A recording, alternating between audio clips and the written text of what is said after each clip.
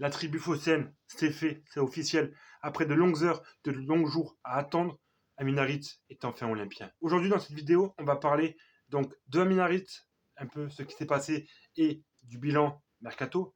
Juste avant que la vidéo commence, déjà n'hésitez pas à vous abonner et à lâcher un petit pouce bleu, ça fait toujours plaisir. Mais pour les gens qui n'ont pas vu la dernière vidéo, donc sur Amin Harit, je parle de ses qualités, de son profil, de ce qu'il va apporter à l'Olympique de Marseille dans son collectif et aussi sa carrière. Donc n'hésitez pas à aller la voir. Donc, qu'est-ce qui s'est passé entre Amin Harit? Pourquoi ça a autant bloqué?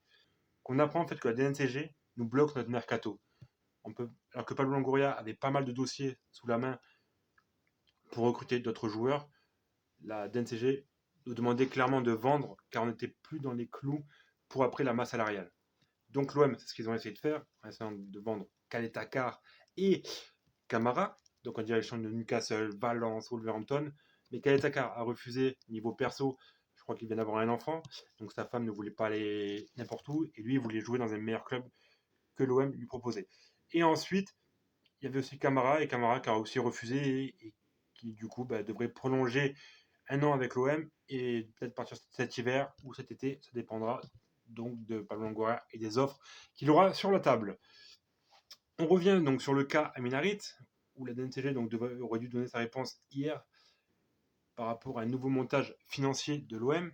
On apprend aussi par RMC que Paul Lirola, Alvaro et Balerdi auraient appelé eux-mêmes Pablo Longoria pour baisser leur salaire pour permettre à l'OM de pouvoir rentrer dans les clous de la masse salariale et de valider le dossier Amin Harit. Donc au final, c'est ce qui s'est passé. Et donc en fait, c'est là qu'on se rend compte en fait que l'OM c'est vraiment une famille en fait. Que Pablo Longoria, d'où on est parti, à réussir à reconstruire, à repartir sur des bases fraîches, intéressantes, où on retrouve enfin une identité propre à nous, supporters.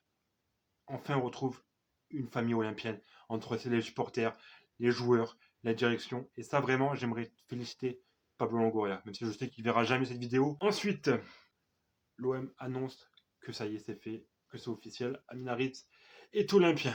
Voilà. Donc maintenant, on va parler donc de ce bilan mercato. Beaucoup de départs niveau fin de contrat. Il y avait beaucoup de prêts.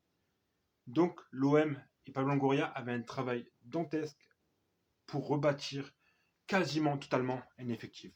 Donc l'OM a commencé à recruter Balerdi, donc au final qui a été acheté à Dortmund. Ensuite, on a Gerson, le milieu de Flamengo, priorité de Jorge Sampaoli, qui est arrivé aussi, tout comme Luan Pérez, défenseur de Santos, donc deux très forts joueurs du Brésil.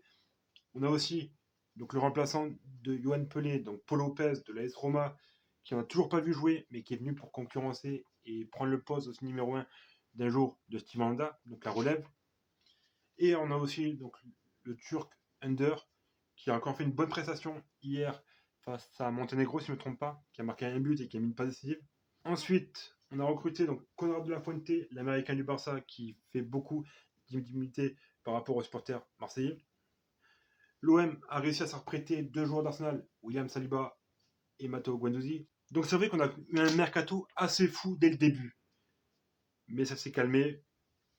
Pourtant, Sampaoli le répétait en conférence de presse qu'il voulait doubler tous les postes, donc 3 gardiens, plus 20 joueurs, donc ça faisait 23 joueurs dans le groupe. Pourtant, il n'y avait toujours pas de latéral droit, donc Papa Lirola au final qui a signé le 23 août, et puis Amin Harit qui a signé aujourd'hui à l'OM. Mais l'OM était aussi visionné par rapport au départ. Et les départs, à part Hiroki Sakai, qui a été vendu au Japon pour 1,5 million, et Maxime Lopez, qui a rapporté 2 millions, quand on voit Kevin Strootman prêté à Calgary, Radonjic à Benfica et Benedetto à Elche. Donc c'est vrai qu'on attendait beaucoup de ces derniers jours chez les supporters phocéens. Par exemple, on aurait pu s'attendre à une doublure de Arkadiusz Milik, qui est blessé et qui devrait revenir fin septembre.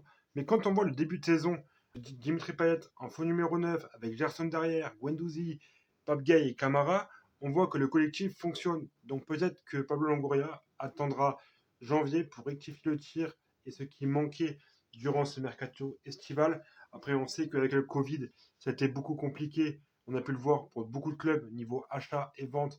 Il n'y avait pas trop de finances dans les clubs. Donc voilà. Ensuite, on aurait pu s'attendre aussi peut-être à une doublure à Lirola. On parlait aussi donc peut-être d'une doublure à Under, mais on voit que Harit pourra jouer à ce poste-là, que Paul Lirola pourrait aussi jouer à ce poste-là. Donc voilà. Donc après ça, pour moi, comme disait Sampaoli, il manque 3-4 joueurs pour vraiment avoir un effectif complet où tous les postes sont doublés. Car on voit, quand on regarde ce que demande Sampaoli à son effectif, la pression, le pressing haut, les courses vers l'avant, à l'arrière, le travail demandé est fourni aussi par les joueurs. C'est pour ça qu'on a besoin de doublure pour faire tourner cet effectif-là et pour amener de la fraîcheur dans ce collectif qui nous permettra, j'espère, de belles choses cette saison. Voilà la tribu phocéenne. N'oubliez pas une chose, seul, on est fort, mais unis, ensemble, on est invincible. Alors abonne-toi.